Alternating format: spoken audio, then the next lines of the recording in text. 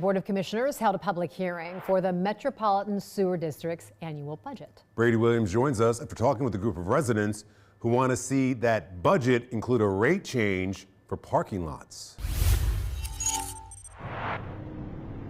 Yeah, so the budget proposal as it stands does not see any rate changes or increases, rather, for residential customers. However, the folks I spoke with believe that this implementation could actually see a decrease in those rates. We, the Board of County Commissioners, are taking all the money for presents and decorations and giving it to MSD. That's how members of Communities United for Action and Sierra Club Miami Group chose to portray commissioners in a skit ahead of a budget hearing for the county sewer department. They feel there's revenue being left on the table without an impervious surface fee in the budget. We want them to implement this impervious surface fee so everybody, all of the ratepayers, are paying their fair share.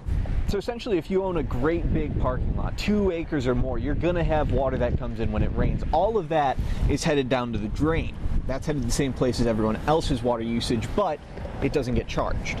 They charge for sewage. They charge nothing for stormwater. And so those of us who pay for sewage are paying double because we're paying for the owners of large parking lots who pay nothing.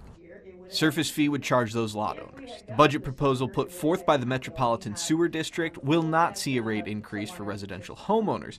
Director Diana Christie says that's because they've made it so anyone who consumes more than 50 cubic feet of water will pay the same rate as people using less, where before the rate was lower.